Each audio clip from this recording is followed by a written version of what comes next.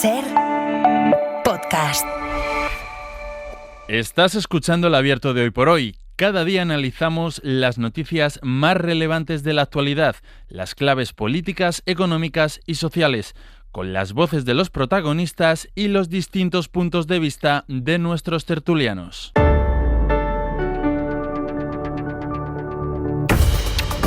Tiempo para el análisis, tiempo para el abierto, un abierto especial hoy desde Alicante, desde un sitio maravilloso. Estamos en Casa Mediterráneo, estamos en el espacio que antes ocupaban los andenes del tren que iba de Alicante a Murcia y que ahora se ha convertido en un espacio que acoge sobre todo entendimiento, que acoge sobre todo sabiduría, pensar, reflexionar.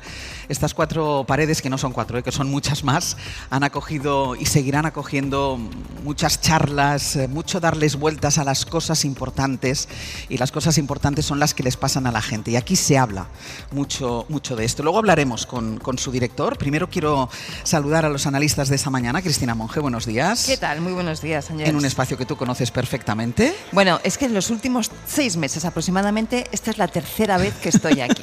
Y efectivamente doy fe de lo que decía Ángel. Esto es una casa de diversidad, de pluralidad, de encuentro. Me acogieron estupendamente su equipo, Andrés, su director, Paqui, María, cuando vine hace unos meses a presentar mi último libro. Hace poquito, en marzo aproximadamente, un congreso de aquí de los compañeros de la Facultad de Sociología, y hoy aquí, en el abierto. Entonces, 3 cosas muy diferentes, todas en esta casa, y es un lujazo estar aquí. Ignacio Gordán, buen día, buenos días. Buenos días. Tú también día. conoces perfectamente esta casa. También. Que conste que yo os convoqué sin saber la relación que teníais vosotros con Casa Mediterráneo. Pero en mi caso hace un poco más de tiempo que no venía, pero sí, he estado aquí en coloquios, recuerdo una conferencia del otro lado de ese muro y otro aquí, un encuentro con, un tema con gente del mundo de la cultura, del mundo del Mediterráneo. Siempre, efectivamente. El concepto de casas es un concepto muy original al que es bueno prestarle tributo hoy. Sí, o sea, esas casas como espacio de cultura, de encuentro, de diálogo, como decías tú, en distintos ámbitos. Hay casas y hay distintas casas. Y esta en particular, que tiene una dinámica muy especial y que estando en Alicante pues tiene una personalidad muy propia. Y Estefanía Molina, muy buenos días. Muy buenos días, Ángel. Ahora dime que tú también has estado aquí. Pues mira, en esta casa tan maravillosa no, pero uno de los últimos bolos en los que estuve fue el de Xixona, Sí. que aquí en la provincia, y la verdad que fue un sitio realmente hermoso. Comimos estupendamente, luego pasaremos ahí el contacto del restaurante, pero la verdad que es un placer estar siempre cerquita del mar. Pues vamos a empezar, y decíamos que en esta casa se habla mucho, se debate mucho, y vamos a hablar de algo que preocupa muchísimo a los ciudadanos, que son los servicios públicos. Luego les hablaremos de las elecciones en Andalucía, porque hoy se cierra la campaña electoral y sobre la mesa ha estado constantemente en las intervenciones de los candidatos y en los debates la situación de la sanidad pública en Andalucía. Podríamos hablar de la sanidad pública en cualquier rincón del país. Podríamos hablar de la sanidad y podríamos y deberíamos hablar también de la educación. Entonces hemos pensado que en este ambiente que sirve habitualmente para hablar, pero hablar desde el buen rollo, desde la preocupación y la ocupación de llegar a acuerdos y de llegar a consensos, nos parecía una buena idea arrancar hoy el abierto poniendo sobre la mesa esas cuestiones que a ustedes les preocupan. Voy a empezar por la sanidad, porque el lunes que viene, 18 de mayo, los médicos de todo el país están llamados a la 4ª semana de huelga. Más allá de las reclamaciones de estos paros en concreto, en las últimas semanas los sanitarios de varias comunidades están exigiendo el refuerzo de las plantillas ante la saturación de los servicios, y porque además llega el verano y hay que cuadrar plantillas en atención primaria, en las urgencias, en los hospitales. Un ejemplo de esta saturación es esa historia que les contábamos a las 8 de la mañana. Radio Valencia, Ana Durán, buen día. Hola, buen día. En tan solo un mes y medio, 3 trabajadores sanitarios han sufrido un infarto en su puesto de trabajo o de camino a su puesto de trabajo. El motivo, dice Comisiones Obreras, es esa presión, esa elevada presión asistencial en la atención primaria, la gran cantidad de pacientes que tienen que atender en su día a día. Sí, esos 3 profesionales son de la misma área de salud. Se trata de un médico de primaria y una matrona de la zona básica que comprende Benifayó, Almusafes y Sollana, y un médico de urgencias del Hospital de la Ribera. Todos sufrieron esos infartos mientras estaban en el trabajo entre abril y principios del mes de mayo. Según Comisiones Obreras, en estos problemas de salud que sufren los sanitarios, en este caso de primaria, influye mucho ese estrés, esa presión asistencial, con bajas sin cubrir, agendas reventadas, guardias que se suman a su jornada, una presión que Yolanda Fernández de este sindicato tiene claro que afecta a su salud mental y física. Y a la pregunta de si detrás de estos casos puede estar en parte ese estrés, esa presión, Fernández responde que por supuesto.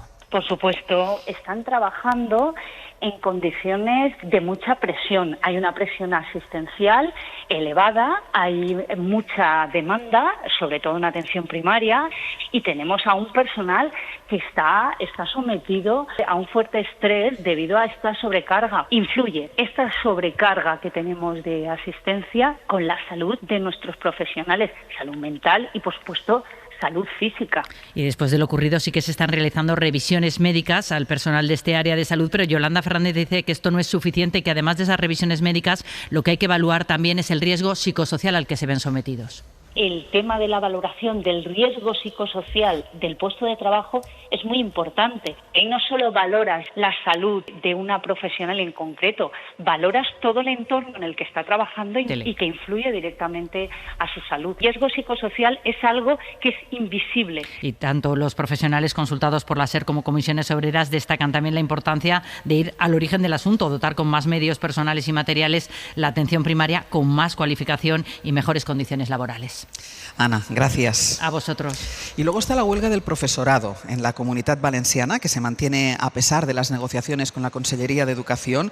Con el de hoy los paros cumplen ya 5 días, es decir, toda esta semana laboral, y los profesores advierten que quieren que cumplan todas sus exigencias. Juan Magraner, Radio Valencia, també bon dia. Bon día. De hecho, la Consellería les ha emplazado a reunirse otra vez el lunes, pero los sindicatos dicen que no firman el acuerdo y las movilizaciones y los paros van a seguir. Hablan incluso de una huelga indefinida. Sí, hablan de huelga indefinida porque los ánimos están muy calentitos. Y es que primero fue el presidente Pérez Llorca y después la propia Carmen Ortí quienes habían prometido una propuesta integral para hablar de todo lo que piden los y las docentes, pero no fue así en la reunión de ayer. Y es que desde el principio hay que recordar que el Consell intenta que todo quede en un enfado porque quieren que le suban el sueldo y nada más. Y dejar eso fuera de la reunión de ayer solo sirvió para enconar más aún los ánimos. Los sindicatos lo interpretaron como una provocación y para calentar una manifestación prevista hoy a las 12 en Valencia y a la que están convocados docentes de toda la comunidad, que promete ser muy numerosa. Al final de todo esto, de 5 horas de reunión, Carmen Ortí, la consellera, intentaba lanzar balones fuera. Evidentemente es insuficiente porque es el documento que nosotros hemos planteado pues para empezar. Pero estará esa oferta salarial, estará el lunes en lo que proponga Consellería. Con ja he dit, durant el cap de setmana treballarem. La que preguntaba era Ana Talens. Respondía la consellera que durante el fin de semana trabajaremos, porque los sindicatos insisten, no es solo el salario, más aún, es que ni siquiera se trata de una subida salarial.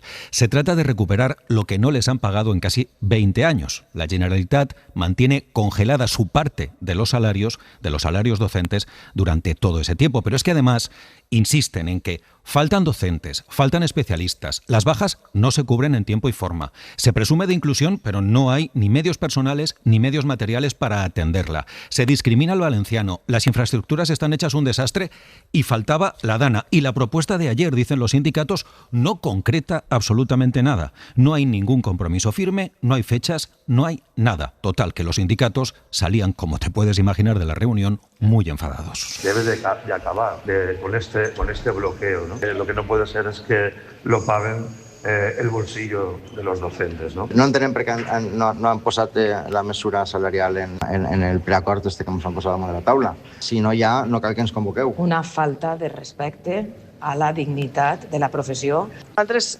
sempre volem agafar el punt de final de tindre una recuperació del 20%, que és el que hem perdut. Total, que si la huelga ayer, antes de esa reunión, era indefinida, hoy es todavía más indefinida a la espera de lo que pueda pasar el lunes. Magraner, gracias. Hasta luego. Cuando hemos llegado esta mañana aquí, cuando saludaba a los muchísimos oyentes que se han concentrado en la Casa Mediterráneo, veíamos alguna camiseta verde, que es el símbolo de la lucha de la educación pública, haciendo programas, tanto cuando hacía Hora 25 como haciendo Hoy por Hoy. Le hemos dedicado mucho espacio. Recuerdo un programa maravilloso que hicimos desde Baleares, desde Palma, porque había un problema en ese momento, y les estoy hablando de hace, yo llevo 7 años haciéndolo Hoy por Hoy, pues a lo mejor les estoy hablando de hace 12 años o 13 años, y sigo viendo camisetas verdes. De hecho, hoy están aquí también. Sastre, tú estás entre el público. Sí, porque en cuanto a las 8:20 hemos hecho la primera parada, ha habido aquí 3 mujeres que se han levantado, llevan varias pancartas, dice sense educació no hi ha futur, sin educación no hay futuro, del Institut Cap de l'Horta, o por una educación pública y de calidad. Y me decía Alicia, hola Alicia, ¿qué tal? Hola, ¿qué tal? Buenos días. Es profesora de Biología y Geología en el IES Cap de l'Horta. Lleváis una semana en huelga, esto empezó el lunes, y me ha dado, solo al llegar, me ha dado un dato, trabajo en un instituto diseñado para ¿cuántos alumnos? 400 alumnos y ahora tenemos 800 matriculados y subiendo, se siguen incorporando a lo largo del curso. Con 5 prefabricadas. Que tenemos desde hace ya por lo menos 5 años. Hay una cosa que escuchábamos de nuestro compañero Juan Magraner que decía, no es una reivindicación solo salarial, y creo que eso es algo que conviene explicar muy bien, porque mucha gente que pueda ver que no tenga niños en el cole o niñas en el cole o en el instituto y que desde el lunes no tienen clase en sus centros públicos, puede pensar, están pidiendo una mejora laboral. No se trata solo de eso. En absoluto. Se trata de poder resolver todos esos problemas que tenemos de falta de espacio, porque hemos perdido la biblioteca, hemos perdido nuestro salón de actos, porque todo se tiene que dedicar a aulas. No tenemos espacios para recibir a las familias, nos tenemos que sentar en un banco del patio, estar de pie en el pasillo, porque no queda nada. Cuando yo necesito tener una conversación con una cierta privacidad con una familia, a veces la directora se tiene que ir de su despacho para dejarme su teléfono. Tampoco tenemos aula de música, ni el aula de plástica, el gimnasio está hecho un desastre, los alumnos no pueden cambiarse la ropa porque los aseos están fatal. O sea, tenemos las infraestructuras que hace tiempo que tenían que haber hecho una inversión para renovar el centro y no. ¿Por qué ahora? Bueno, esto lleva ocurriendo durante muchísimos años y ha llegado un momento que hemos tenido que decir basta ya, ¿vale? Llevamos con estos problemas acumulándose a lo largo de muchísimo tiempo y no viene la solución. Nos llevan prometiendo un nuevo centro, una remodelación, años y años y nunca ocurre. Nos llevan prometiendo que nos van a dar recursos para atender a toda esa diversidad que tenemos y que sigue llegando y nunca llegan. Desde septiembre tenemos asignado un educador que todavía no ha llegado, estamos en mayo. Se acaba el curso en mes y medio. Esto es lo que está pasando permanentemente. Es un desastre absoluto. Ponían una pancarta, vivimos entre el desastre y el milagro, y creo que lo define muy bien lo que nos está pasando. Una canción esta de Entre el miracle y el desastre es on vivim, que creo que es de Jes Grases, la canción, que define muy bien qué es lo que ocurre, no solo aquí en Alicante. Y que en cualquier caso no es solo una demanda por un aumento de sueldo, que también hay que reivindicarlo, claro que porque sí. Los maestros tienen que estar bien pagados.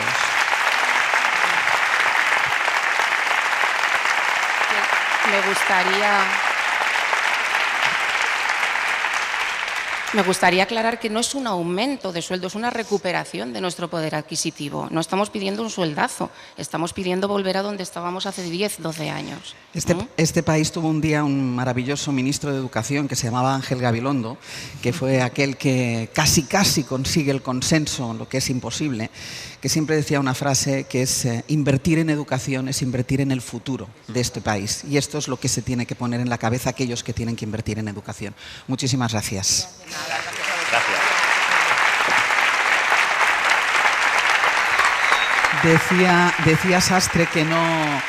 Decía Sastre que no solo pasa en la Comunitat Valenciana. Estamos viendo huelgas y paros de profesores en la educación infantil, por ejemplo, en Madrid, en la Comunidad de Madrid. También vemos en la educación en Aragón y en Cataluña también. Los maestros están en huelga también en esa comunidad. Ha habido ya manifestaciones en varias localidades en los últimos días. Esta última semana ha habido manifestaciones prácticamente todos los días. Ayer, por ejemplo, alrededor de 8.000 personas salieron a las calles de Girona para protestar por la situación en la enseñanza. Barcelona. Soledad Domínguez, buen día. Hola, ¿qué tal? Buen día, Àngels. Y hoy hay manifestaciones en varios puntos de la comunidad. Es cierto que Comisiones Obreras y UGT han llegado, les pareció bien el acuerdo al que llegaron con el Govern para una mejora salarial, pero los sindicatos mayoritarios mantienen esos paros porque consideran que lo acordado, en este caso la subida de sueldo, es insuficiente. Sí, esta semana empezaba una nueva tanda de movilizaciones. Son 16 días de huelga que están convocados en las próximas semanas, alternando pues días que se para en toda Cataluña o otros en los que los paros son territoriales. Hoy, por ejemplo, toca en Lleida, en Pirineus y en Arán. Más allá del seguimiento de estos paros, el martes, que era el día de la huelga general, pararon, según los datos oficiales, un 34% de profesores. El resto de días de esta semana han parado alrededor de 2 de cada 10, pero las protestas se están haciendo notar muchísimo porque los profesores cada mañana cortan carreteras en puntos sensibles. Hoy, por ejemplo, a primera hora han cortado la Nacional 240 de entrada a la ciudad de Lleida. Inicialmente iban todos los sindicatos a una, después hubo un acuerdo solamente con esos dos que tú apuntabas, con Comisiones Obreras y UGT, que aceptaron un pacto que prevé una inversión de 2.000 millones de euros desde ahora y hasta el año 2029, pero los sindicatos mayoritarios, que son en primaria la USTEC y en secundaria el Sindicato de Profesores de Secundaria, pues consideran que esto es insuficiente. Ayer mismo tuvieron una nueva reunión, se retomaban las negociaciones después de muchos días de bloqueo y la conclusión fue que le dan una nueva oportunidad al Departamento para que desde hoy y hasta el próximo lunes les envíe una propuesta por escrito que puedan, con la que puedan negociar el martes. Y los profesores, pues como en Valencia, están diciendo queremos más medios. Aquí preocupa mucho el incremento de alumnos en las aulas que necesitan una atención especial y necesitan especialistas para ayudarles, pero también quieren recuperar el poder adquisitivo. De hecho, esto que nos contaba esta profesora a la que acaba de entrevistar Sastre, lo suscribiría cualquier profesor al que le preguntes aquí en Cataluña. Sole, muchísimas gracias. Hasta luego. Vamos a hacer una pausa. A la vuelta escuchamos otro testimonio de un centro, de un instituto de aquí de la Comunitat Valenciana y arrancamos el análisis. El Abierto. Ser podcast. Hoy por hoy desde Alacant, desde la Casa Mediterráneo, con Cristina Monge, con Estefanía Molina y con Ignasi Guardans, que enseguida darán su punto de vista sobre el tema que nos ocupa ahora mismo, que son los problemas de los servicios sociales, de la sanidad pública, de la educación pública. Estábamos hablando de educación, escuchábamos el testimonio de algunas profesoras que nos acompañan hoy aquí como oyentes, además del programa, en esta Casa Mediterráneo, pero queremos saludar también a Empar Salvador Domènech, que es docente en el Colegio Público de Primaria Infantil Doctor Vicente Trenco, en Montcada, en Valencia. Ella lleva 22 años como maestra, los 3 últimos los lleva en esta escuela. Empar, bon dia, buenos días. Bon dia, com estem? Molt bé. Empar, has escuchado lo que decían tus colegas que están aquí en directo con nosotros. Si tú tuvieras que explicarnos cuáles son los principales problemas que tiene ahora mismo la escuela en la que tú eres profesora, ¿por dónde empezarías? Pues difícil porque todas las reivindicaciones que hacemos realmente las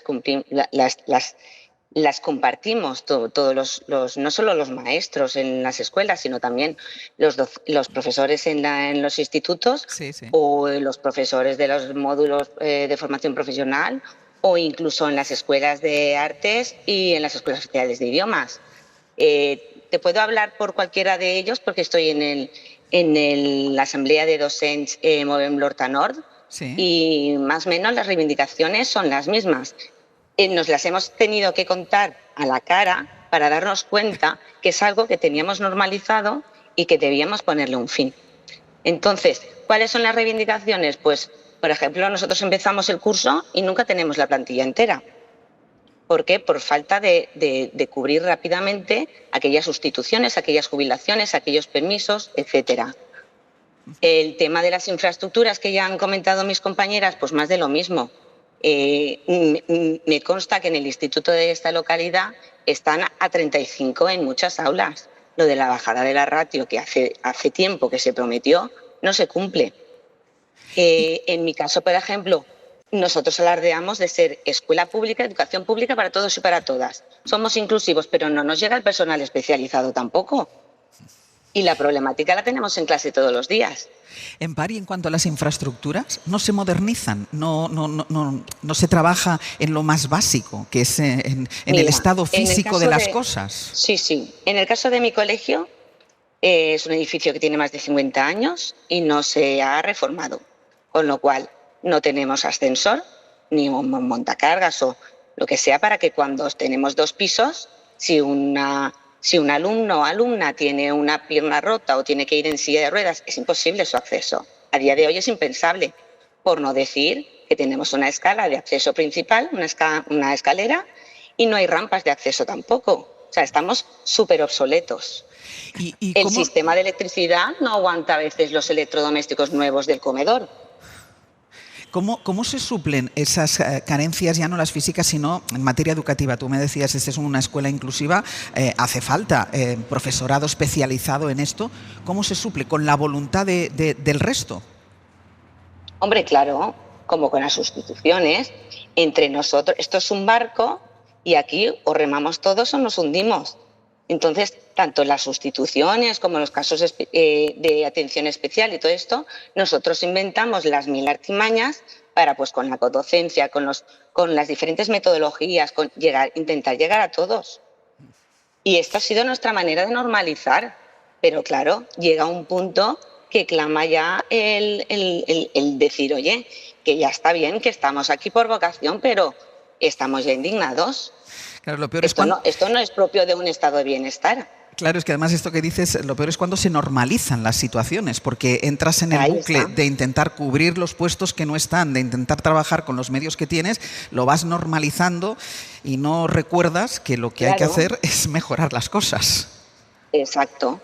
Ahora que nos estamos reuniendo en la asamblea de docentes, yo te digo, nos contamos cada uno sus problemáticas, vemos que son las mismas, que no se ha avanzado desde que hace muchos años, y encima se lo estamos contando a los padres, que se dan cuenta que es real, que es realidad, que cuando le decimos, mira, es que no nos ha llegado la AL para tu hijo o no, dicen, pues sí que es verdad, que esto ya no es solo por mi caso, es por muchos más. Claro. Entonces yo agradezco desde aquí, hay muchísimas familias que nos están apoyando y que hoy estarán presentes también en la manifestación. Pues Empar, yo te agradezco muchísimo que hayas participado en el programa para hacer esta radiografía, esta fotografía que estamos haciendo hoy de la sanidad y de la educación pública. Muchísimas gracias. Muchísimas gracias a vosotros, muchísimas gracias. Ignasi, estos son los temas que deberían estar en los debates, que esto lo hablamos muchas veces en el abierto, las cuestiones que preocupan a la gente que deberían estar en el debate, que tienen nombres, que tienen apellidos y que se pueden identificar perfectamente. Sí, es lo que la gente tendría que tener en la cabeza cuando va a votar, ¿no? No la última frasecita, el último tuit, el último gesto. La última canción. La última canción, el último viaje a no sé dónde, a hacer el teatro de no sé qué. Esto es el tema, ¿no? Y de esto va la democracia, de esto va el pacto social, en realidad. Y ahí van nuestros impuestos, ¿no? Ahora que estamos en la campaña de la renta. España tiene un problema. Tiene un problema estructural, claramente estructural. Y los problemas estructurales no se resuelven en una tarde, es verdad. Estamos 10 puntos por debajo de la media de la OCDE en gasto por alumno. 10 puntos son muchos puntos en gasto de la media de la OCDE. Si nos comparamos con algunos países con los que nos gusta compararnos en otros ámbitos, pues estamos a más distancia. Pero de la media, ahí, ¿no? Es un problema estructural porque hay una diferencia grave entre el crecimiento de la demanda y en la complejidad de la demanda, quería hacer un comentario sobre eso, y la oferta, es decir, la oferta educativa, las estructuras educativas que se han quedado con un crecimiento prácticamente nominal. Y eso tiene que ver en el gasto ha crecido prácticamente solo en lo nominal, y en cambio el gasto en necesidades ha tenido un crecimiento exponencial. Se cifraba en un informe de estos, un informe del CSIC, si no me equivoco, en 400.000 alumnos más, ¿no? Pero además, no solo eso, y cualquier persona que esté dedicada a la educación lo sabe, los alumnos de 2006 no son los alumnos de 2026.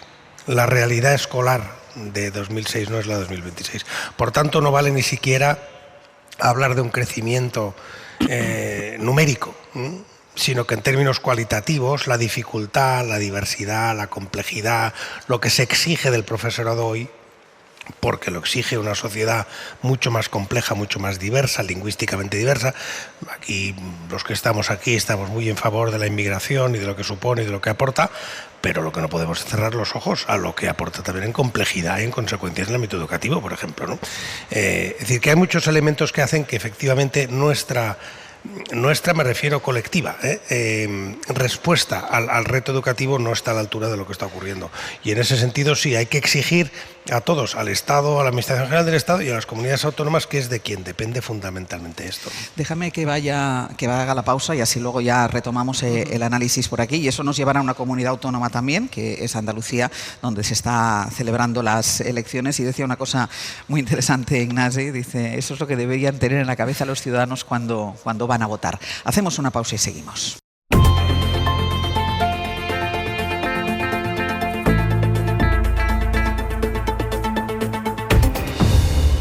Especial de Hoy por Hoy desde Alicante, desde Casa Mediterráneo, con Cristina Monge, con Estefanía Molina y con Ignasi Guardans, hablando de la situación de los servicios públicos. Estamos hablando de la educación pública, de la sanidad pública, y hacía un resumen al empezar su intervención Ignasi, que yo creo que está muy acertado, Cristina, cuando decía que España tiene un problema estructural. No es una coyuntura, es un problema de estructura. Es un problema de estructura que se ve en los servicios públicos, que es la cara más visible, la cara más real del Estado y de lo público, ¿no? Cuando a veces hablamos de la política, del Estado, de lo público, sobre todo en democracias, todo eso luego se concreta en unos servicios públicos, sanitarios, educativos, de servicios sociales, etcétera. Por lo tanto, es la cara más visible, más real, más concreta del Estado, de lo público y lo que es de todos, ¿no? Recordabas antes, Ángeles, una frase de Ángel Gabilondo cuando era ministro, ¿no?, que decía aquello de que invertir en educación es invertir en el futuro, y todos nos hemos fijado en la palabra futuro, pero yo me quiero fijar en la palabra invertir, porque todavía cuando hablamos de educación y cuando hablamos de sanidad utilizamos la palabra gasto. El gasto educativo en España es el 4,6% del PIB. No. La inversión educativa en España es el 4,6% del PIB.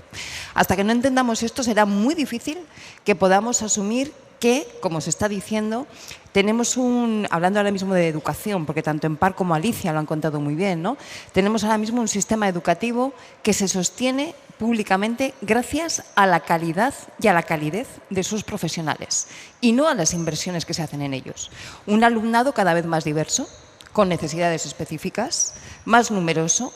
Efectivamente, la bajada de las ratios que se anunciaba como una de las grandes promesas de las reformas educativas de hace unos años ni está ni se le espera, porque luego no es real, y no somos capaces de hacer frente a las necesidades diversas que tenemos. Que, por cierto, luego eso muchas veces se convierte de cara a un sector de la ciudadanía directamente en racismo, porque se culpa a los migrantes de cuestiones que no tienen la culpa ni tienen nada que ver, sino que es que el sistema público no está siendo capaz de asumir y dar respuesta a esas necesidades nuevas que van viniendo.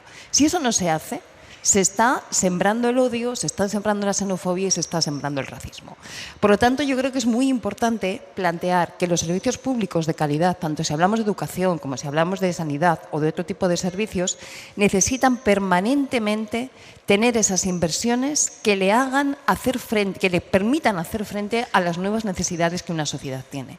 Si eso no se hace y progresivamente eso se va actualizando, directamente se convierte en un menoscabo de la calidad, en una pérdida del servicio, y eso acaba generando una pérdida de la legitimidad democrática en la opinión ciudadana, ¿no? Luego hablamos de desafección, hablamos de antipolítica, hablamos de todo eso. Bueno, pues una parte muy importante de todo eso hay que buscarlo cuando los servicios públicos no pueden atender las necesidades que tienen. Y, por cierto, gracias que tenemos los profesionales que tenemos, claro, en la educación y en la sanidad.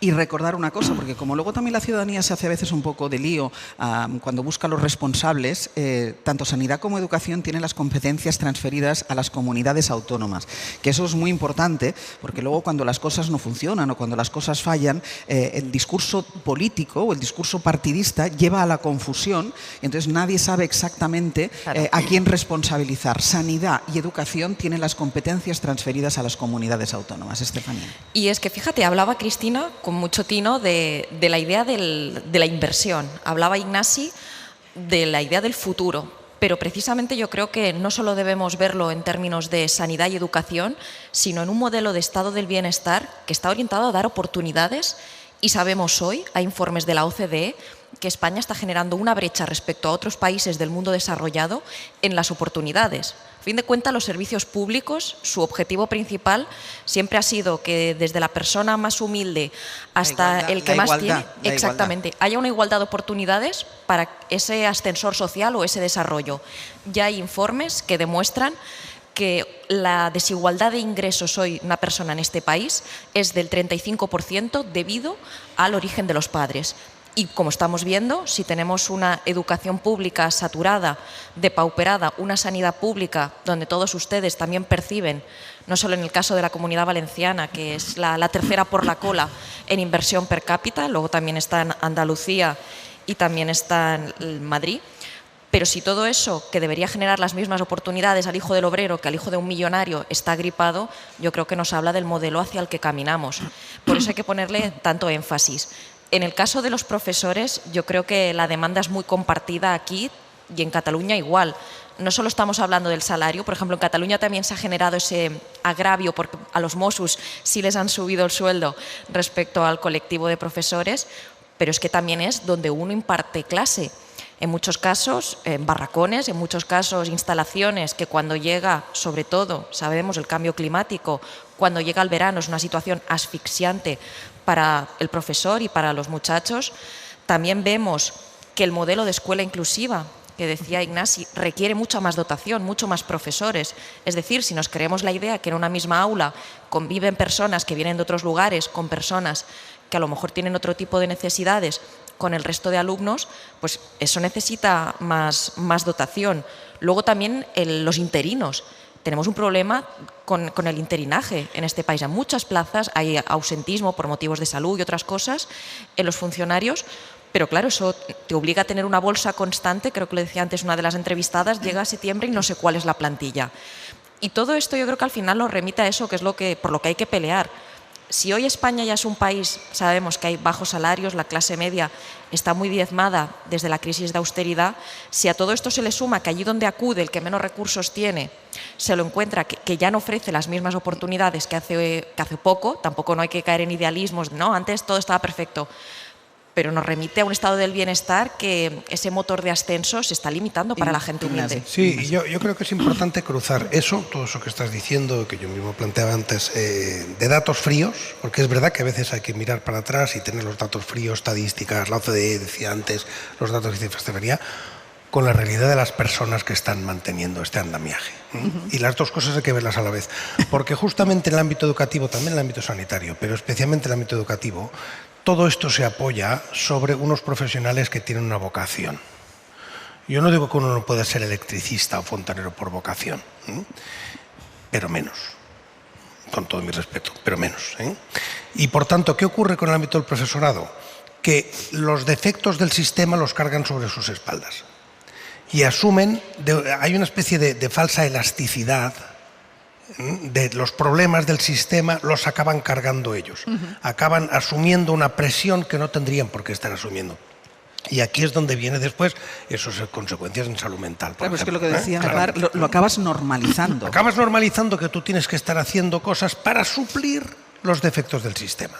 Y para suplir, y no solo un tema de horas, es un tema son muchas variables las que hacen que los profesionales del ámbito educativo cargan, por eso hablo como de elasticidad, ¿no? O sea, que absorben, como en sentido de absorber el impacto, es decir, absorben un impacto sobre sí mismos porque tiene ese elemento vocacional que en cualquier otro ámbito, cualquier otro profesional hubiera dicho hasta aquí, pero claro, tiene a los alumnos delante y entonces ese hasta aquí es mucho más difícil de llevar. Claro, por eso yo decía antes que efectivamente, gracias que tenemos a los profesionales que tenemos en el ámbito sanitario y educativo, que son los que están sosteniendo literalmente el sistema, ¿no?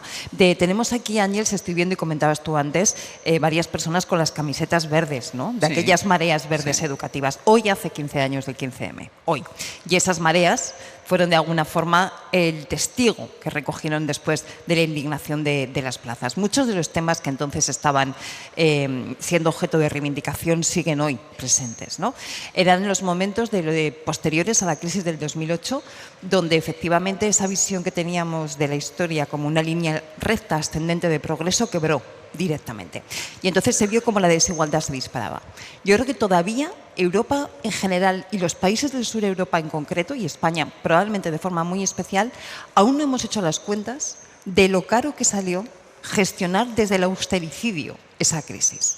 Eso fue lo que dio lugar a la indignación, eso fue lo que dio lugar a esas mareas verdes, a esas mareas blancas de la sanidad, a las mareas naranjas, ¿no?, que hablaban también de servicios sociales, etcétera, y que todavía hoy vemos que muchas de las cosas, no todas, porque yo creo que el 15M tuvo impactos muy positivos que sí que se han notado y que hoy los tenemos presentes, pero algunas de las cosas siguen allí. Y el tema de los servicios públicos es absolutamente clave, porque son los que garantizan la lucha contra la desigualdad, que es la promesa de las democracias. Breve, Estefanía. Sí, y yo creo que esto todavía vamos a afrontar una crisis en la sanidad mayor, asumido que somos una democracia envejecida. Por suerte la gente vive mucho en este país y eso va a generar una presión muy importante que ya se está notando. Claro, al final, de pronto, si eso ocurre, la desigualdad ya no solo va a estar en nuestros jovencitos, en nuestros niños, que entran a una escuela hoy mucho más tensionada, también entre nuestros mayores. Habrá quien pueda tener a alguien que le proporcione unos cuidados en casa y habrá quien no se lo pueda pagar. Yo creo que en los próximos años va a haber un importante debate sobre el estado del bienestar. A fin de cuentas, se cimentaban 3 premisas básicas: que vivíamos hasta los 60, 70, por suerte vivimos más ahora, que había una productividad creciente, eso de los hijos vivirán siempre mejor que las generaciones anteriores. Vemos que eso a veces no ocurre. Y luego, por último, la demografía. Nuestros hijos no tienen hijos. Y por eso necesitamos que vengan personas, alguien que tenga hijos. Yo creo que todo eso plantea que el modelo, de algún modo, ya está en revisión. ¿Les ha parecido interesante este debate? ¿Sí? Pues ahora voy a hacer una pausa y a la vuelta les vamos a explicar de lo que se habla en una campaña electoral. Quedan 2 días para que los andaluces acudan a las urnas y los partidos políticos se están apurando ya para rascar el voto de cualquier indeciso. El PP aspira a una mayoría absoluta de Juan Manuel Moreno que le permita gobernar sin Vox, y los socialistas intentan no creerse todo lo que dicen las encuestas. Estas son las últimas horas de la campaña. Redacción en Andalucía, Diego Suárez, buenos días. Hola, buenos días. Está haciendo un esfuerzo final el Partido Socialista. Ayer María Jesús Montero, la candidata, tuvo el respaldo de algunos miembros del gobierno, del que ella salió hace algunas semanas, y con el expresidente José Luis Rodríguez Zapatero, y es una estrategia muy diferente a la que está siguiendo el Partido Popular, porque desde el inicio de la campaña Juan Manuel Moreno y Alberto Núñez Feijóo solo han compartido un acto, solo han compartido escenario una vez, y hoy la imagen será la misma, porque Feijóo cierra campaña en Almería y Juan Manuel Moreno en Málaga. Sí, bueno, fíjate, el sprint final de Moreno, Ángeles, tiene hoy 3 actos en 3 provincias distintas: Sevilla, Granada y cierra en Málaga, y a eso se une Feijóo, que, como dices, cierra en Almería. 4 provincias donde baila un diputado. Es sintomático. El PP se conjura contra ese exceso de confianza y sabe que tendrá que pelear la mayoría absoluta hasta el último minuto, porque si no la consigue, dice hoy Moreno en El País, habrá un gobierno imposible. Un gobierno, en este caso con Vox, es un gobierno muy difícil. Un gobierno, yo diría, imposible. Ayer dijo Moreno aquí en Hoy por Hoy que si tiene que negociar ese gobierno imposible, lo hará él, con autonomía. El patinazo que dio ayer el PP con el intento de prohibir letras de carnaval, críticas con la sanidad pública, le ha dado a la socialista María Jesús Montero algo de oxígeno en la recta final de la campaña. Qué bueno, que si quieren cantar, que canten, pero que se haga previamente una lectura política, a ver si se van a meter con la sanidad, con la dependencia o con la educación. Y no nos van a amordazar. El PP de Cádiz intervino in extremis para retirar la denuncia, y las coplas de carnaval sonarán mañana en el día de reflexión. Montero cierra hoy con un mitin fiesta en el Palacio de Congresos de Sevilla, donde volverá a arroparla Pedro Sánchez. Objetivo: movilizar, que no se despiste ni un voto, aunque en el PSOE admiten en privado que han perdido demasiado tiempo, así que aspiran a mantener al menos esos 30 diputados ante el desplome que prevén los sondeos y arrebatarle esa mayoría absoluta al PP. Objetivo compartido con Por Andalucía. El candidato Antonio Maillo se juega evitar el sorpaso de Adelante y su legitimidad como coordinador de Izquierda Unida. Su campaña ha sido, Ángeles, intensa, de gobierno, volcada en la defensa de los servicios públicos. Ayer Feijóo reconoció en Hoy por Hoy, Moreno reconoció en Hoy por Hoy que hay... Feijóo va a ser difícil que reconozca algo en Hoy por Hoy. Sí. Quería decir, Juan Manuel Moreno reconoció en Hoy por Hoy que hay 6 reclamaciones en la Junta de mujeres que fallecieron por el escándalo del cribado del cáncer de mama. Maillo insiste en que si Moreno contara la verdad, perdería las elecciones. Diga la verdad sobre el escándalo del cribado de cáncer de mama. y vamos a seguir otro día y no lo va a decir. José Ignacio García de Adelante, más ligero de equipaje, es el que ha aprovechado mejor los debates, el que ha colado su mensaje en las redes, captando el descontento de los jóvenes y ante la subida de tensión en la campaña por la tragedia de Adamuz, por la muerte de los guardias civiles que perseguían narcos en Huelva. Señala García que la Junta de Moreno no ha puesto en marcha planes integrales de educación o de formación en los municipios del litoral por los que se está expandiendo el narco. Hay sobre todo pobreza y hay que hablar de las soluciones al narcotráfico, pero también hay que hablar de alternativas de empleo, de alternativas de vivienda, para que nadie se vea abocado en las redes criminales. Porque eso es competencia de la Junta. Adelante con esa duda de si el crecimiento será burbuja o será realidad.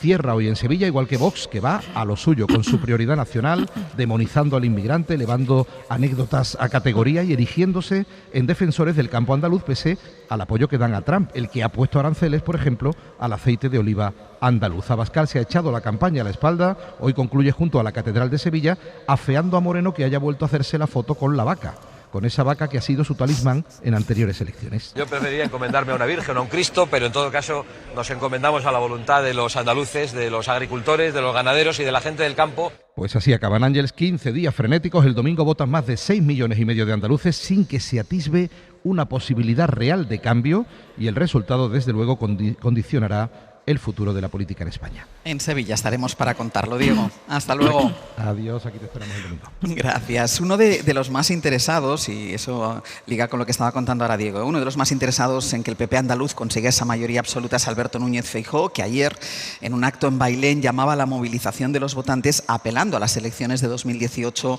y a las de 2022 en esa comunidad. Adriana Jordán, buenos días. Ángeles, buenos días. Lo decíamos ahora con Diego, Feijóo se ha mantenido en un plano mucho más discreto en esta campaña electoral para evitar que los pactos del PP con la ultraderecha en otras comunidades autónomas que han celebrado elecciones recientemente le puedan pasar factura en Andalucía. Tiene especial interés Génova en que las elecciones del domingo den a Moreno Bonilla una mayoría absoluta y así poder vender desde Génova, desde la dirección del Partido Popular, esa victoria como un triunfo del PP nacional. Eso es, en el PP llevan 3 elecciones, Extremadura, Aragón y Castilla y León con Vox a cuestas, dependen de los de Abascal en los gobiernos autonómicos y han normalizado, en el PP han abierto la puerta al ideario de ultraderecha como la prioridad nacional, la inseguridad o el desgaste en los servicios públicos que dicen que produce la inmigración e incluso se refieren a ellos por la falta de vivienda, haciendo difusa esa línea entre un partido y otro. Pero en el PP miran a Andalucía con esperanza, esperan que les marque otro camino posible, se encomiendan a un buen resultado de Moreno Bonilla, que estas cuartas elecciones les den otro titular. Feijóo decía este jueves que quiere implantar en España el modelo andaluz, el modelo de Juanma Moreno. ¿Y a qué se refiere? Pues a esa posible mayoría absoluta que les deje las manos libres y no tengan que depender de Vox. Y si funciona, el resultado se lo va a atribuir Génova y les servirá también de guía para un futuro. De hecho, estos días el líder del PP ha utilizado los mítines ya como un simulacro de su modelo en unas generales, hablando incluso de financiación, de servicios públicos, de cómo lo haría él. También ha sacado sus planes por la salud mental o contra el narcotráfico. Hablar en la campaña andaluza de lo que haría él a nivel nacional si llega a Moncloa y donde espera Ángeles no ver a Santiago Abascal. Adriana, gracias. Gracias, buen día. Y si el PP va a buscar la forma de convertir la más que previsible victoria de Juan Manuel Moreno en todo el partido, el PSOE empieza a pensar ya en la manera de hacer olvidar el resultado que pueda obtener el domingo. Ana Fernández Vila, buenos días. ¿Qué tal, Ángel? Buenos días. Porque en Ferraz ya están preparados o empiezan a prepararse o piensan que hay que prepararse para un mal resultado y tener lista una estrategia ante los debates que se van a abrir si este mal resultado se hace realidad. Sí, en Ferraz y en Moncloa se preparan ya para tratar de amortiguar los efectos de la que se prevé una noche dura para Montero y también para todo el partido. Sánchez decidió apostar en Andalucía por la que era su número 2 en el Gobierno y en el PSOE, pensando en que su perfil gubernamental ayudaría a recuperar a los votantes que no les apoyaron en las últimas autonómicas y sí en las generales. Pero ahora mismo los pronósticos son muy malos y en esta situación hay fuentes que ya empiezan a buscar responsabilidades, voces que critican el diseño de campaña y que creen que la estrategia de Sánchez de situar a sus ministros como candidatos va a quedar en cuestión si se confirman los malos pronósticos, e incluso llaman a una reflexión de Montero, pero también de otros territorios en los que se replicó esta estrategia, como Madrid con Óscar López o la propia Comunidad Valenciana con Diana Morant. Pero en Ferraz y en Moncloa aseguran que no hay riesgo de crisis ni en el PSOE andaluz ni en otras federaciones y que hay cierre de filas, dicen, con los ministros candidatos, y defienden además que lo que pase el domingo, que pase lo que pase el domingo, todo el partido está volcado ya en preparar las municipales y autonómicas para las que queda solo un año, aunque es cierto, Ángeles, que esto no mitiga la gran preocupación que tienen por el riesgo de debacle en el que fue su bastión histórico, y nadie niega que esto va a tener impacto nacional. Ana, gracias. A vosotros. Vamos a ir por partes. Cristina, Feijóo quiere imponer o instalar en España el modelo Moreno Bonilla. Bueno, para eso él tendrá que cambiar mucho y además hacer un esfuerzo para hacer olvidar que está gobernando con la ultraderecha en muchas comunidades autónomas, entre ellas la tuya. Efectivamente. Fíjate, de las 4 elecciones que hemos tenido este curso, que se dice pronto, 4 elecciones autonómicas, 2 han sido porque tocaba, por calendario, pero otras 2 han sido adelantos electorales, supuestamente con el argumento del Partido Popular de no podemos aprobar presupuestos y queremos quitarnos de encima el peso de Vox. ¿Qué ha ocurrido? Que Vox ha incrementado su peso. Por lo tanto, el Partido Popular es más dependiente todavía de Vox. ¿Esto le puede pasar factura a Moreno Bonilla en Andalucía? No lo sé, veremos a ver. Pero cuando Moreno Bonilla dice aquello del lío, ¿no? Sí. De vótenme a mí porque si no tenemos que hacer un gobierno de coalición y esto es un lío. O ayer, que decía un gobierno con Vox es un gobierno prácticamente imposible, ¿no? Porque es muy complicado. Bueno, pero es que es lo que su partido lleva haciendo en aquellas comunidades autónomas en las que necesita el acuerdo con Vox. No solamente el acuerdo para gobernar, sino la asunción de buena parte de los presupuestos ideológicos de Vox, sobre todo en cuestiones tan delicadas como migración, como política fiscal o como ese enfrentamiento absurdo del medio ambiente contra los agricultores, que no hay cosa, en fin, más insensata que esa, ¿no? Porque tiene que ser todo lo contrario. Entonces, luego es muy difícil hacer entender que efectivamente el voto al Partido Popular no va a ser un voto que acabe generando un partido como un gobierno con Vox, ¿no? Dice Feijóo que quiere exportar ese modelo, pero es que no tiene las cifras de Moreno Bonilla ni en otras comunidades autónomas, ni las va a tener él. Efectivamente, ni nada apunta, por lo menos a día de hoy, en ninguna encuesta que las vaya a tener. Por lo tanto, tienen que pensar a ver, ¿no? En esa respuesta que todavía está buscando el Partido Popular de qué relación le gustaría tener con la ultraderecha, porque bueno, están gobernando y están asumiendo sus postulados, pero luego dicen, sin embargo, que esto es un lío, ¿no? Entonces, en esa relación necesitan tener cifras que a día de hoy Feijóo ni están ni se le esperan. Ignacio. Después hablaremos del PSOE. Vale. Bueno, hay muchos ángulos, ¿no? Es evidente que a Moreno Bonilla no se le va a votar pensando en el sanchismo. Porque no es así. Pero es lo que está buscando. No. Sí. Ha hecho una campaña muy así. Los debates, no, la figura de María Jesús muy Montero. Muy al final. Yo creo que Moreno Bonilla... yo estuve en Málaga la semana pasada, que muy al final yo creo que él efectivamente sí ha ido a buscar, que es distinto y no es contradictorio, un voto prestado, que ya es un prestado, ya pasa a ser un préstamo a largo plazo. Es un préstamo a largo plazo ya, es un préstamo a largo plazo. Pero bueno, un voto que no es un voto de gente que se declare de derechas del Partido Popular, sino que había sido socialista o había votado socialista toda la vida y que en este momento vota Moreno Bonilla, ¿no? Pero justamente por eso no está votando por un antisanchismo, está votando todo ese voto prestado, sin el cual no sería presidente Moreno Bonilla, no es un antisánchez. Es una serie de gente que considera que en Andalucía, pues más allá de los problemas que ha habido en sanidad y hace un momento de educación, servicios, etcétera, pues en conjunto no se ha gobernado mal estos años, ¿no? Así se percibe y por eso va a tener ese resultado democrático, ¿no? Y por tanto, son unas elecciones en clave andaluza y en clave de servicios y de gestión andaluza, desde el punto de vista del votante. A la vez, por supuesto, desde el punto de vista de Feijóo y desde el punto de vista del Partido Popular, pues tiene todo el interés en transformar esto en algo que le refuerce a nivel nacional. Pero creo que eso es una distorsión. Y creo que es una distorsión en el análisis. O sea, la realidad política andaluza es muy sólida y es andaluza. Yo soy catalán, ¿sabéis? Y efectivamente, siempre que hemos hablado, la realidad política catalana es la que es. Y no digo que no esté a veces contaminada o enriquecida, depende del día, normalmente contaminada por la realidad política nacional. Es un cosmos distinto. Bueno, pues en Andalucía no tanto, pero también. Y en Euskadi, por supuesto, también. Y por tanto creo que efectivamente, efectos del análisis, hay que juzgar eso. Y luego, el hecho de Montero, yo creo, no es tanto un tema de que Montero sea exministra de Sánchez y entonces se lleve el voto de... No, es que sencillamente no estaba. Es que no estaba. O sea, si Montero, en lugar de venir de ser vicepresidenta de Sánchez, hubiera venido de la ONU o de la Estación Espacial Europea, pues estaría en el mismo problema. Estaría exactamente en el mismo problema. Es una persona que ha llegado ahí catapultada en un paracaídas y ha aparecido en la política andaluza, pues ya tarde. O sea, aquí me he quedado con esa expresión. Hemos perdido el tiempo, decía el PSOE. Pues claro, han perdido ustedes un tiempo precioso. A un candidato a gobernar una comunidad autónoma y a ocuparse de los problemas de la gente se le construye con tiempo. Y eso no ha sido así. Por tanto, yo no hago ese análisis de que esto sea un voto antisanchista, pro-sanchista. No, yo creo que hay una realidad andaluza que merece respeto por sí sola. Me toca desempatar, pues yo creo que los dos tienen parte de razón. A ver, yo creo que Cristina tiene razón cuando dice que sobre María Jesús Montero hay todo el peso de ser la ministra, la vicepresidenta de Hacienda y todo lo que eso simboliza con la financiación para Cataluña. Pero sí que estoy con Ignasi con el tema de que Juanma Moreno, en el fondo, yo no creo que nunca haya querido plantear, por su forma de ser, una batalla contra Pedro Sánchez. Y tenemos un ejemplo trágico, el accidente de Adamuz. En ese momento, en cualquier otra comunidad, y toquemos madera que no pase nunca más en ningún lado, si eso hubiese ocurrido en Madrid, sabemos que el enfrentamiento Ayuso-Sánchez habría sido espectacular. Y ahí Juanma Moreno, yo creo que desde el minuto 1 y el Gobierno de España, una voluntad de cooperar, de colaborar, de no hacer de eso un enfrentamiento más allá de lo que obviamente haya que investigar y se tengan que esclarecer las causas.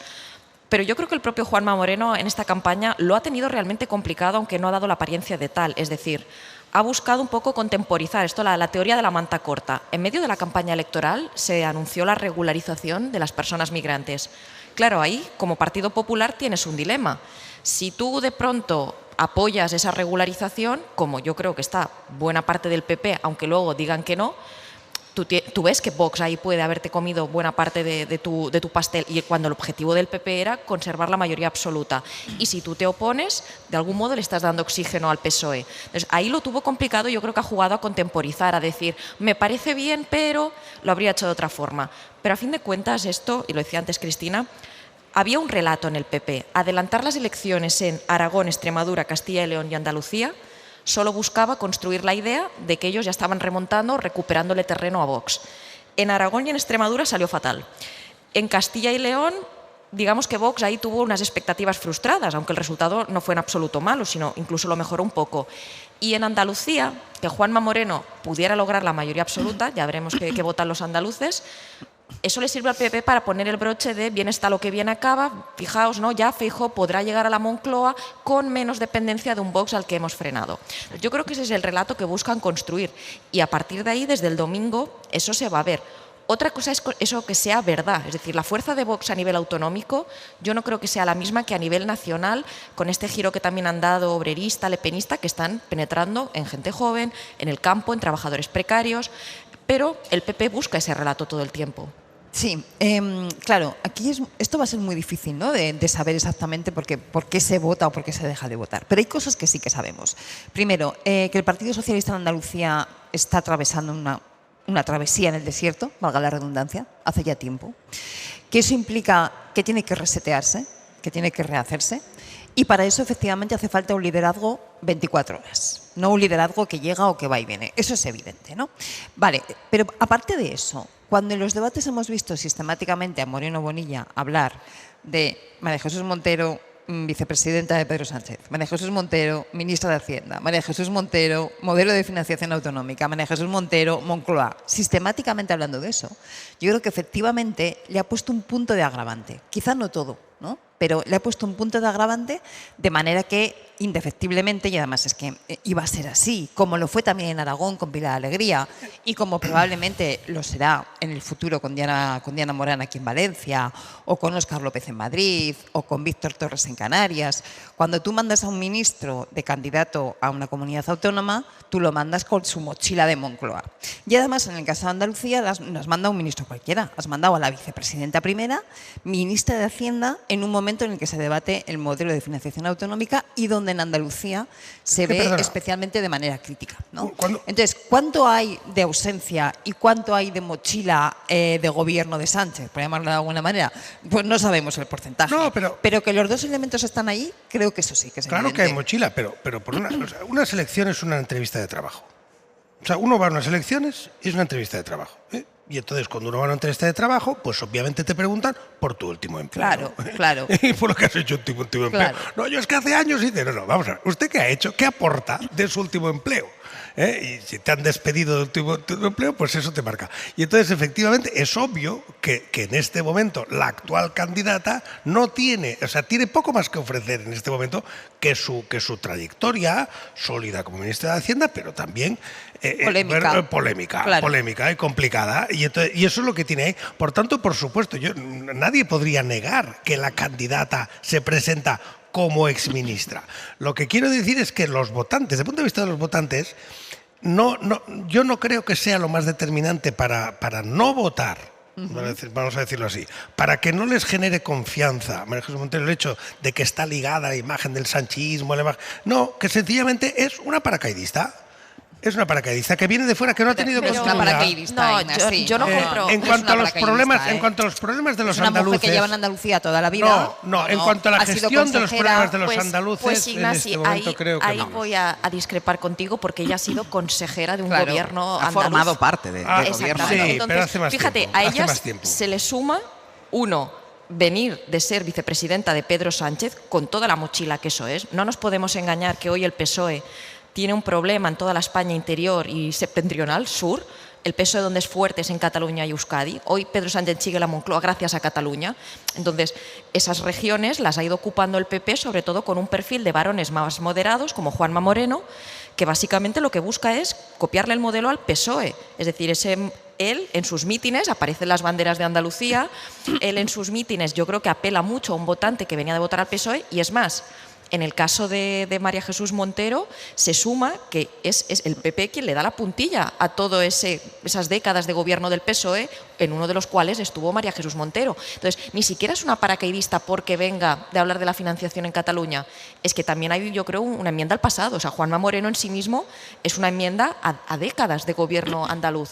La gente ha podido testar cómo era María Jesús Montero de consejera también. Entonces, yo creo que hay un híbrido. Pero fíjate ella misma, perdona, pero si tú le escuchas, yo les he intentado empaparme de entrevistas, etcétera. Ella misma, no digo que no hable de Andalucía, pero es que sigue hablando como exministra.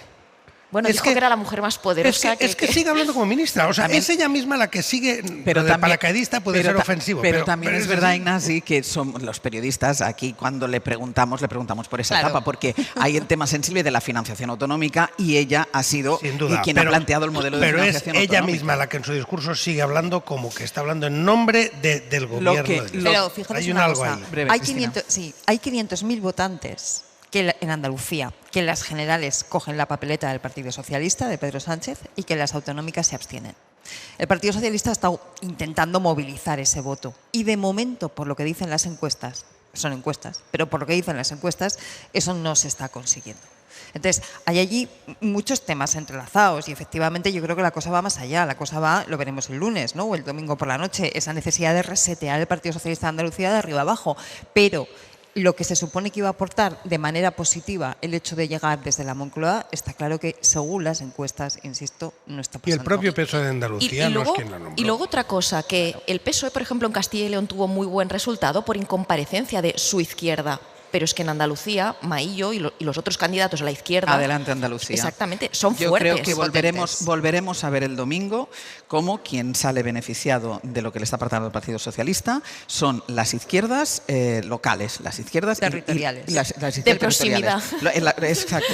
De proximidad. No, ella les llama las izquierdas de proximidad. Porque lo vimos con el BNG, en Aragón lo vimos con la Chunta y es muy probable que lo veamos el domingo con Adelante Andalucía, ni siquiera por Andalucía, con Adelante Andalucía. Y yo creo también que a estas alturas ya podríamos casi asegurar que lo de llevar ministros a las elecciones autonómicas ha sido un fracaso. Ya, yo creo que a estas alturas ya se puede decir. Qué sorpresa, ¿no? Sí, qué sorpresa. Ya se puede decir. Ya se puede. Bueno, en esta mesa lo llevábamos diciendo desde que empezó el movimiento. Aquí se ha dicho. Pero bueno, ahora ya está constatado. Dejadme una última cosa, porque es una cosa delirante, pero yo creo que hay que contarla. Ya saben que Isabel Díaz Ayuso ha vuelto de México. Allí pasó un fin de semana sin agenda, porque canceló toda su agenda. Estuvo en Ribera Maya. La oposición le reprocha que ha estado durante este tiempo de vacaciones y la presidenta de México la invita, evidentemente con clara ironía, a volver de vacaciones otra vez a México. Que venga más, que se pase más tiempo de vacaciones aquí. Somos un país extraordinario, que conozca más de la cultura mexicana, que viva como viven los pueblos, que conozca de nuestra cultura, que pase más tiempo de vacaciones en México.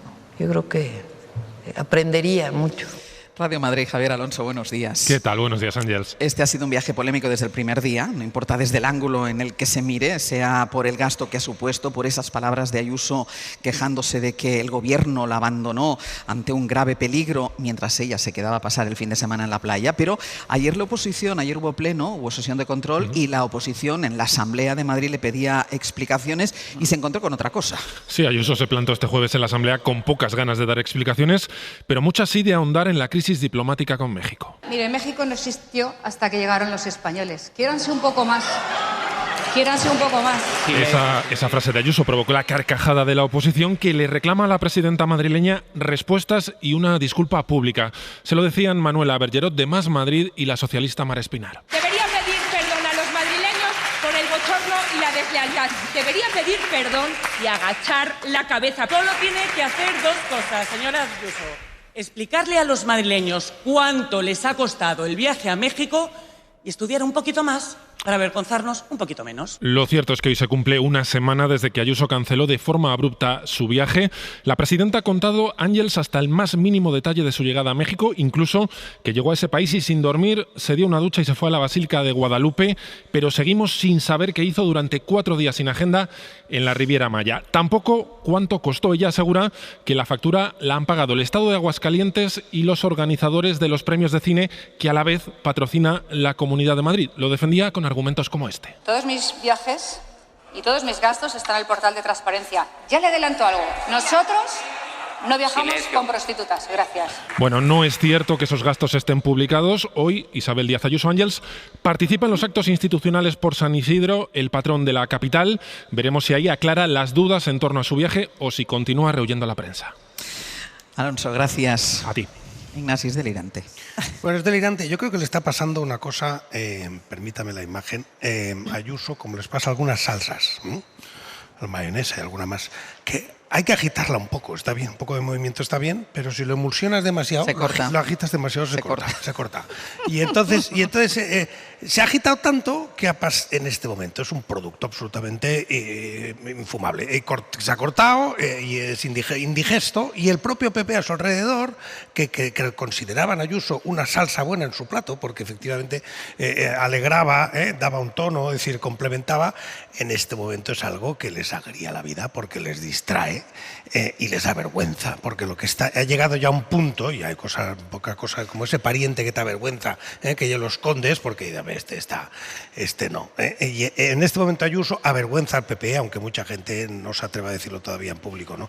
O sea, en ese sentido creo que ese ángulo de análisis es importante, la consecuencia que se tiene. Sobre ella misma, bueno, pues a veces basta ponerle un micro para que se ridiculice solo. O sea, no hay que aportar más. A ver, es que yo creo que lo del viaje a México, como cagancho en Almagro, o sea, ha salido fatal a nivel comunicativo. ¿Cuál era el objetivo de ese viaje? Pues entiendo que inversiones. México es la segunda país que invierte en la Comunidad Autónoma de Madrid. Pero claro, si tú hay 4 días que al parecer te vas de vacaciones o a la Riviera Maya o donde estuvieras, Cuando dices que te sientes muy amenazada y muy en peligro, pues yo creo que aquí algo no cuadra. Si yo me siento en peligro en un lugar, cojo el primer vuelo y salgo por patas. A esto que se le preguntó, dijeron desde su equipo que es que no había vuelos. Ah, bueno. Vuelos a ningún lugar del mundo. A ningún lugar del mundo. Pero mira, lo que dice Ignasi, pero es que yo creo que tiene incluso traslación política. Hoy Ayuso es la que más ha sufrido con el tema de la prioridad nacional de Vox.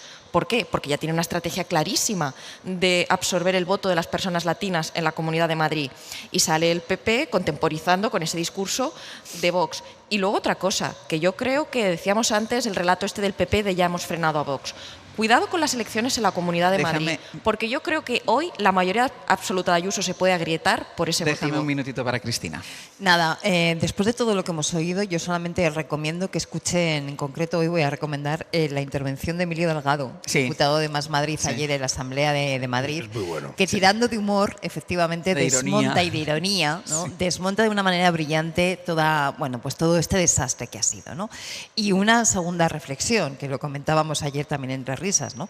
Si ponemos el viaje de Ayuso a México y la rueda de prensa de Florentino del otro día, tenemos marca Madrid, ¿no? Sí. Entonces, muy preocupada, de verdad, créanos, la gente que vivimos en Madrid no me gusta mucho el matiz que haces, porque podríamos pensar marca España. No, marca eso Madrid. Es marca Madrid. Exacto. Déjenme una última cosa, porque en el programa de la mañana de Televisión Española, en las mañanas de la 1, hoy les ha pasado una cosa que, claro, cuando nos pasa un medio de comunicación genera como mucha inquietud y tiene mucha repercusión, y es que han estado a oscuras, se ha ido la emisión, yo creo que durante más de 20 minutos. Mariola Lourido, buenos días. Buenos días, Ángeles. ¿Qué ha pasado? Bueno, pues hasta en Televisión Española se va la luz, ¿no? Prado del Rey ha sufrido un corte eléctrico durante unos 20 minutos, efectivamente, poco después de las 8 de la mañana, que afectó al programa La Hora de la 1, también al canal 24 Horas. Se fue la emisión. ¿Por qué? Por un automático. Nos dicen fuentes de la corporación que lleva desde ayer dando problemas. Vamos a aclarar, Ángeles, que no es como el automático que tenemos en casa. ¿no? Yo ya estaba haciendo el gesto de darle. Sí. Sube, ¿no? Sube el diferencial. El interruptor, exactamente. No, nos aclaran que es algo mucho más complejo dentro del sistema de alimentación ininterrumpida. Lo tienen que cambiar, está mal. El caso es que el corte eléctrico dejó sin emisión a La Hora de la 1. Tuvieron que meter una cortinilla musical con el logo de Televisión Española, también espacios de promoción, hasta que volvió la emisión y volvió Silvia Encherrondo. Son las 8:27 de la mañana, 7:27 en Canarias. Buenos días de nuevo si se incorporan ahora a nuestra emisión de La Hora de la 1. Hemos sufrido un corte de electricidad de una naturaleza que no conocemos, que ha hecho que se interrumpiese nuestra emisión. Pero bueno, antes de nada, gracias a todos los compañeros de Radio Televisión Española que han conseguido que La Hora de la 1 recupere la emisión en tiempo pues sí, récord. fue por el automático y los técnicos están ya trabajando en este plató, en los controles de realización, en fin, en todos los edificios que implican a Prado del Rey con todos sus profesionales. Ahora, vamos a dejarlo. No se nos escuchaba. Que Mariola, muchísimas gracias. Venga, hasta luego. Chao, chao, pausa y seguimos.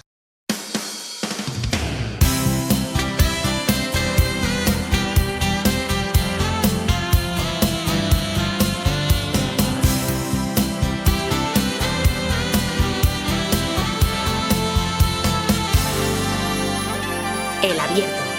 Ser podcast. Con mochila voy de viaje, la ilusión en la cartera. Tantas veces hemos... Pues vamos a ir terminando ya El Abierto y a partir de aquí abrimos una nueva página desde Hoy por Hoy desde Alicante. Vamos a hablar de Casa Mediterráneo, que también nos acoge hoy. Vamos a hablar de libros, está ahí Antonio Martínez Asensio, y vamos a cocinar un arroz. Eso es no importante. diré en ningún momento paella. Efectivamente, solo estoy aquí para custodiar. Bueno, yo no voy a cocinar nada. Y está, por ahí está Ainhoa también y gente que sabe cocinar arroz. Vale. Eso es. O sea, tú no te vas a mover de aquí hasta que esto acabe para que quede claro. Yo he venido solo a asegurarme que nadie decía paella. Vale. Pues vamos a despedir a los analistas de esta mañana. Cristina Monge, Estefanía Molina, Ignasi Guardans. Muchísimas gracias. Un aplauso para ellos. Un abrazo. Una pausa y seguimos. Para no perderte ningún episodio, síguenos en la aplicación o la web de la SER, Podium Podcast o tu plataforma de audio favorita.